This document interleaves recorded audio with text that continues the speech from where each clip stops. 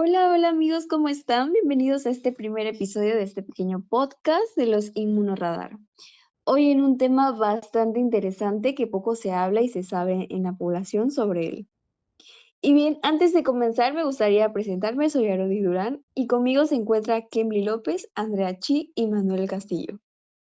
Hola, yo soy Kembly López.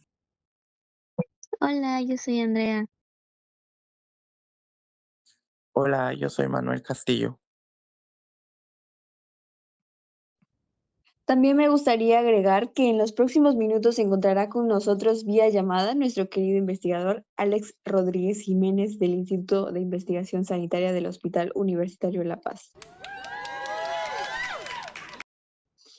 Y para comenzar, esto es Inmunoradar.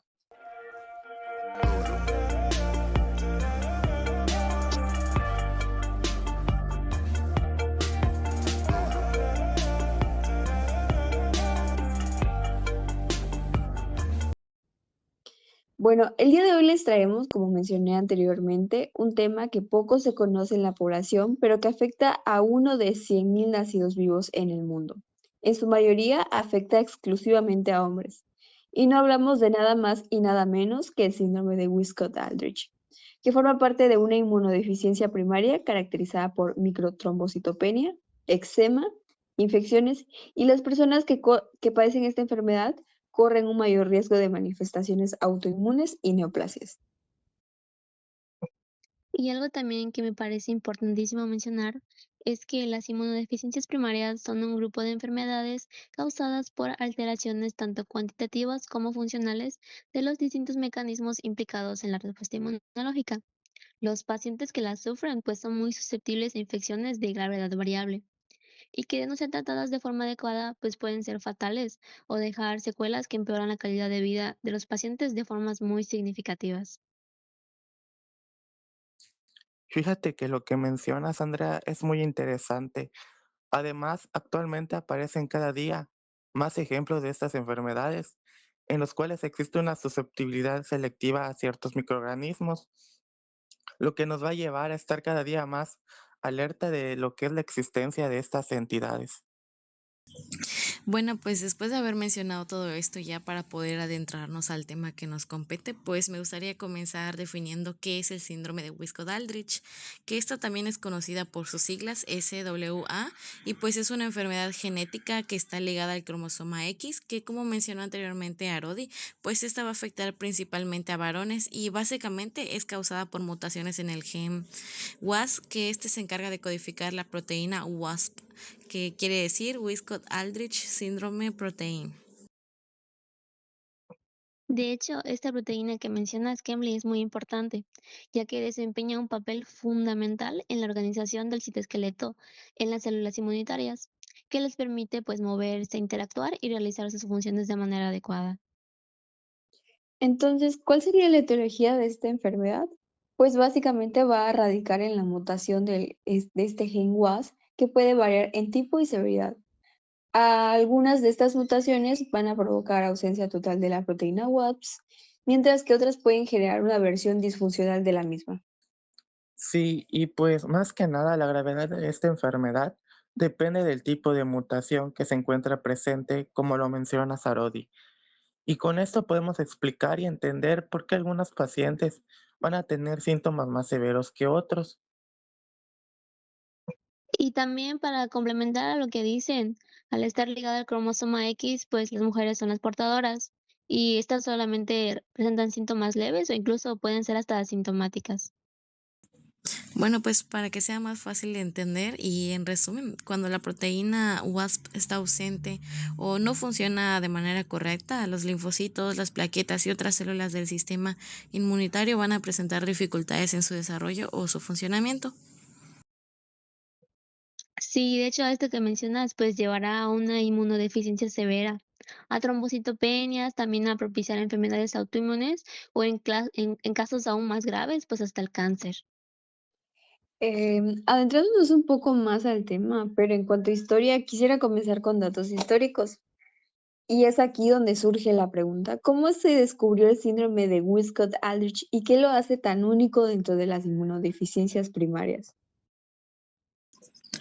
Bueno, pues fíjate que esto tiene lugar en el año 1937, cuando Wiscott pues describió a tres hermanos con trombocitopenia congénita, diarrea con sangre, eczema e infecciones recurrentes del oído.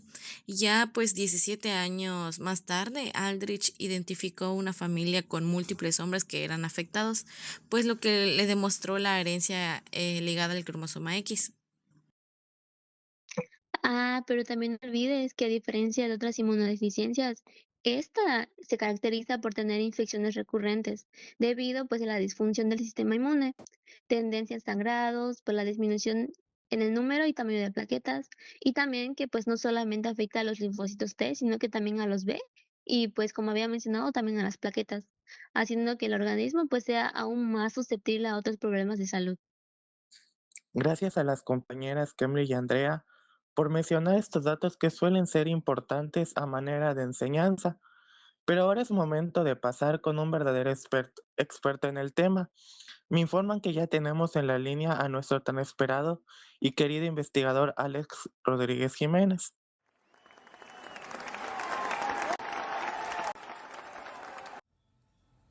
Hola, ¿qué tal a todos? Muy buenas tardes. Gracias por invitarme. Hola doctor, gracias por aceptar esta entrevista y tomarse el tiempo para informar al público acerca de este síndrome, que aunque es poco común, puede tener severas complicaciones en la calidad de vida de quien lo padece. No, al contrario, para mí es un gusto poder estar contribuyendo en la enseñanza de quienes nos escuchan. Pues para comenzar, doctor, me gustaría saber si el síndrome de Wiscott-Aldrich es considerado una enfermedad rara o qué nos podría comentar al respecto. Claro que Emily, por supuesto, dado que es poco frecuente y tiene un impacto significativo en la salud, se clasifica dentro de las enfermedades raras según los criterios internacionales, como los establecidos por la Unión Europea, donde sabemos de que uno por cada 2.000 personas están afectadas por este síndrome de Wiscott-Aldrich. Disculpe que lo interrumpa, doctor, pero ¿esta enfermedad se adquiere, se contagia o cómo se transmite? No te preocupes, Andrea. Mira, el síndrome de Wiscott-Aldrich no se adquiere ni se contagia, sino que esta se transmite genéticamente. Wow, me parece algo interesante, pero ¿cuáles serían los factores de riesgo más importantes para desarrollar esta enfermedad? Bueno, Manuel, dado que es una enfermedad hereditaria ligada al cromosoma X, el principal factor de riesgo es tener antecedentes familiares. Las madres pueden resultar las portadoras asintomáticas y pueden transmitir lo que es esta mutación a sus hijos, sobre todo a los varones, ya que si son mujeres pues no van a reflejar lo que es este síndrome como tal. También se puede originar cuando existe una alteración molecular en la proteína WAS secundaria a la mutación del gen que codifica para ella. Me parece muy importante mencionar esto para muchas mamis allá en casita que nos estén escuchando. Pero, ¿qué sucede más a fondo con esta enfermedad? ¿Qué pasa con el sistema inmune? Si es tan amable de ilustrarnos tanto a nosotros como a quienes nos escuchan. Excelente, muy bien, Arodi. De hecho, yo ya quería llegar a esa parte porque es muy importante saber qué es lo que ocurre en el cuerpo de una persona con este padecimiento. Y es entonces donde uno se plantea esta pregunta de que cómo es que se lleva a cabo el mecanismo inmunológico de este síndrome. Para que nosotros podamos comprender esto, los mecanismos inmunológicos afectados en el SWAP, debemos analizar cómo la ausencia de esta proteína WAS impacta en la respuesta inmune. La deficiencia de la activación y la migración de los linfocitos T y B es uno de los principales problemas. La proteína WAS es crucial para la polinización de la actina. ¿Y esto qué va a permitir? Bueno, los linfocitos van a formar la sinapsis inmunológica con otras células. Y sin esta proteína WAS, los linfocitos no pueden reorganizarse correctamente en su citoesqueleto. ¿Y qué va a afectar? Bueno, la movilidad, la comunicación con otras células inmunitarias. Y esto va a provocar una respuesta inmune ineficaz, con menor producción de anticuerpos y una menor activación de células citotóxicas. Otro efecto importante que debemos considerar, chicos, es la disminución de la fagocitosis en macrófagos y células dendríticas. La reorganización del citoesqueleto es clave para la fagocitosis, el proceso mediante el cual las células inmunitarias engullen patógenos y en la proteína WAS, los macrófagos y células dendríticas tienen dificultades para poder capturar y presentar los antígenos a los linfocitos, lo que reduce la capacidad del sistema inmunológico para poder reconocer y eliminar las amenazas que se vayan a presentar. Además, el síndrome de Wiskott-Adler va a provocar un desequilibrio en la regulación del sistema inmune, una predisposición a la autoinmunidad, y la disminución de los linfocitos T reguladores va a generar una respuesta inmune descontrolada, lo que atribuye a una inflamación crónica y a la aparición de enfermedades autoinmunes en los pacientes con este síndrome. De hecho, es justamente el punto que tocábamos anteriormente, pero de manera más detallada nos puede decir qué sucede a nivel celular. Pues el síndrome WA afecta a diversos tipos de células del sistema inmune. En los linfocitos T, B, su proliferación, activación están disminuidas, lo que hace que sea menos eficiente la producción de citocinas y anticuerpos. Y las células natural killer también se ven afectadas y también menor capacidad citotóxica, lo que compromete la eliminación de células infectadas y cancerosas. Y hablando molecularmente, ¿qué pasa? Bueno, se va a deber a mutaciones en el GES-WAS. Está ubicado en el cromosoma X y específicamente en la región XP11.23. Estas mutaciones pueden provocar la ausencia total de la proteína WAS o la producción de la proteína disfuncional. La alteración de la señalización celular es uno de los principales efectos. La proteína WAS está involucrada en la vía de señalización de la proteína GT-Pasa CDC42 y esta es crucial para la regulación del citoesqueleto. Sin esta vía, las células inmunitarias pierden su capacidad de reorganizar su estructura y responder eficazmente a señales externas. Y esto también se observa una disminución en la formación de filamentos de actina. La proteína WAS facilita la polarización de actina, esencial para movilidad celular. Y sin esta función, chicos, las células inmunitarias no pueden moverse ni interactuar adecuadamente. Además, la proteína WAS puede participar en la activación de factores de transcripción que regulan la expresión de genes claves para la respuesta inmune. Y su ausencia puede afectar la producción de citocinas y otras moléculas regulatorias. Doctor, ¿y qué le sucede a las plaquetas? Sí, mira Manuel, en este caso las plaquetas son pequeñas y defectuosas, lo que va a generar una degradación rápida en el vaso sanguíneo. Y esto va a ocasionar una formación de trombocitopenia. Y eso nos explica por qué los pacientes tienen sangrados frecuentes y esquimosis. La esquimosis es una lesión subcutánea y a diferencia del hematoma, la esquimosis no va a presentar un abultamiento notable, sino que se manifiesta como una mancha plana y su coloración va a evolucionar con el tiempo, a un morado, verdoso, hasta lo que va a ser amarillo. Esto se va a deber a conforme el organismo de uno va a degradar la hemoglobina.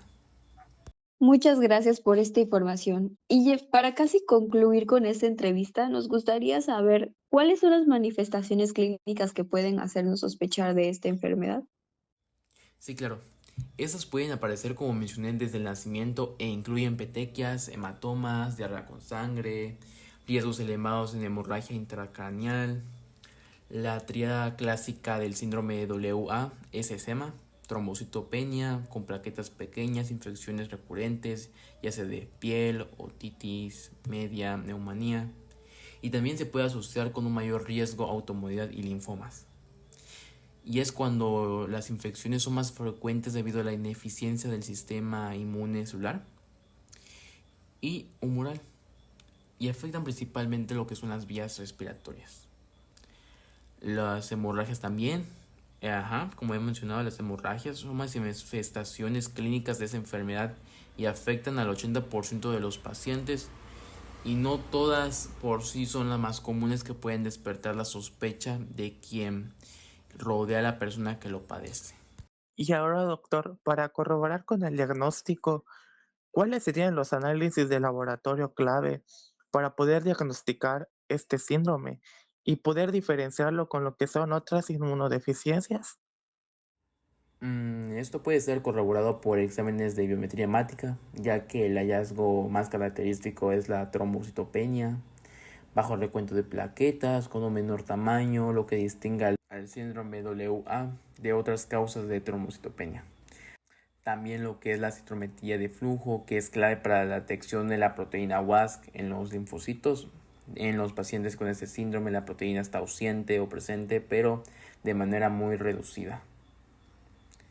Y bueno, esto lo menciono solo algunos, pero son los más utilizados.